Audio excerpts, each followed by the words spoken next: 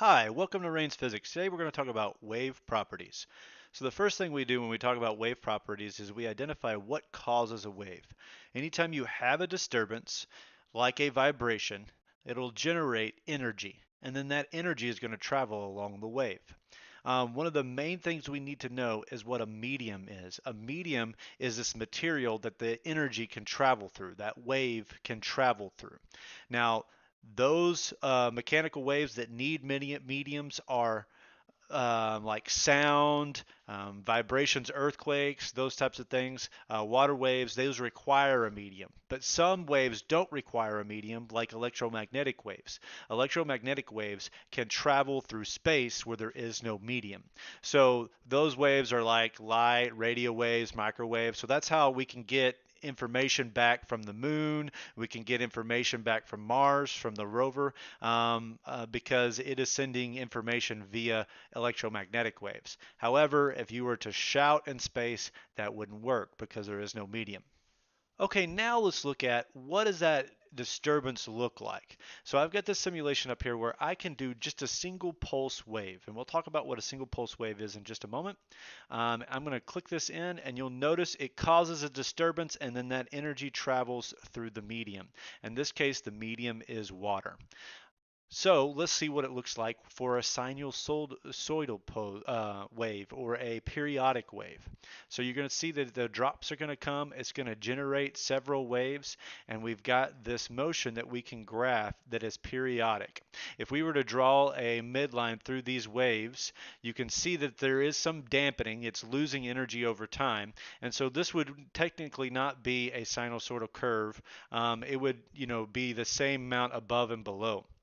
But this is what we're talking about on the next slide when we mention sinusoidal versus pulse. And then you can also see here there's a trough and there is a crest. There's a distance from one peak to the next peak, and that is called a wavelength. You could also do one trough to the next trough, or you could pick any point to its identical point on the next one, and that would be the wavelength. So in this case, if I wanted to figure out the wavelength, I could just measure the distance there, and that's the wavelength. Now, if I draw a midline through here and I measure from that midline to crest or the midline to trough, so from here to here or from here to there, that's going to be referred to as the amplitude. And notice if I change the amplitude, it looks pretty different. So I'm going to go click play, and we can see this small wave come in, and see it doesn't go up as high. And so that's what we mean by changing the amplitude, or the amount of energy that we would see in a wave. Here's your definitions for pulse, periodic, and sine waves. One of the things that we want to make sure we understand is what a transverse wave is. That is, the wave particles are going to move at a perpendicular direction to that wave motion.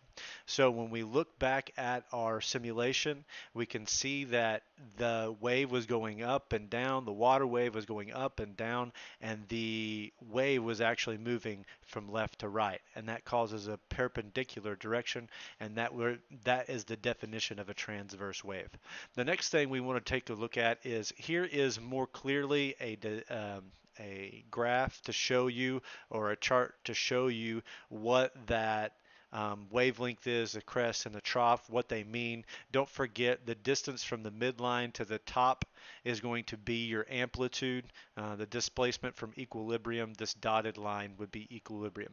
All right, in the next video we are going to talk about the different types of waves, being transverse versus longitudinal, and we'll get more in depth on those, and we'll talk about how they interfere with one another and what it's like when waves interfere.